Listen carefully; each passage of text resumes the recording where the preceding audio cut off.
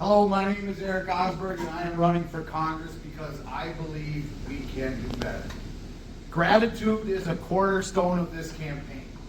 It's one of the foundations that we're built upon. And I want every single person in this room to know that we're grateful that you're here today. We're grateful that you're involved in the process.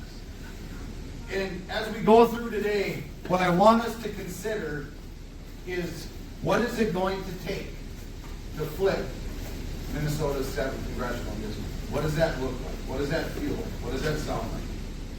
I would suggest that it's going to take a team. On our team, we have it's not me, it's we, right? It's going to take a team of dedicated people if we're going to flip this thing. Thanks to my team over there, we've got a team in Sibley County, we've got a team in Traverse County. We have built a team. We announced March 11th. I was here March 18th. We were at the track site. What's the name of that establishment? Yeah, we're over at Tracks. March 18th. We're coming up on a year on this campaign. We're going to hit our 1-year anniversary. And over that time, we've built an incredible team with a leadership that's 22 people strong, hundreds of volunteers. We've created thousands of connections. So one of the things it's going to take to flip this is a team. Another thing it's going to take is money. That's the truth in politics. This campaign so far, we've raised over $184,000. We've done so with individual donors, not corporate PACs. The other thing it's going to take some Republicans. It's going to take some independents.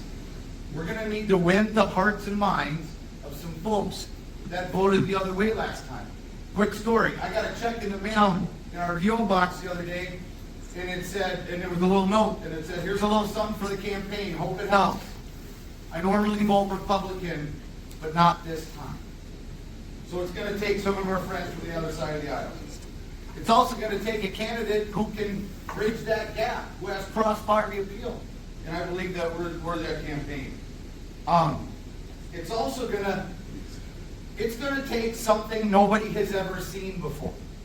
If we're going to flip with 70-30 district, this needs to look, sound, and feel like something that's never been done. It needs to be brand spanking new. And again, this campaign has dedicated itself for the past 351 days to paving a different path to a different outcome, rather than doing the same things over and over, expecting a different result. And so I'll briefly sum up our main issues, the things that are most important to us. Number one is defending the Constitution. We need to stand up for the Constitution. Right now, what we're dealing with is unchecked power. And we need somebody in Congress who can stand up and restore checks and balances. The other part of our campaign that's very important to us is we need to get corporate money out of politics. We're very proud that we're recognized nationally by an organization called Unraid Washington and Citizens United. We're on their website, and it's a national website. Our campaign has been recognized as such, that we've done this without corporate influence. The other things that are important to us, agriculture. Whether we work in farming or not, agriculture is woven into the very fabrics of our communities. And I believe that this campaign is a campaign that can put the F back in DFL. We also care greatly about health care. That system is unsustainable as it currently sits.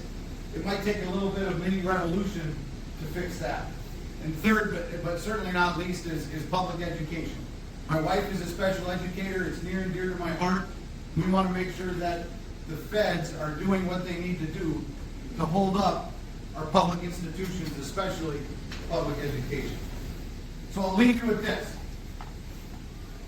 One of our goals for this campaign, we put on over 21,000 miles to try to connect what we call the blue dots in Minnesota's 7th congressional district. And one of the goals is exactly what we're seeing here today, what we call a rural refinement. Again, this is a 70-30 district. It's 70% rural. And it's going to take a rural candidate who can connect with voters on both sides of the aisles if we're going to go ahead and flip this district. So once again, my name is Erik Osberg. I'm running for Congress because I believe we can do better. Thank you very much.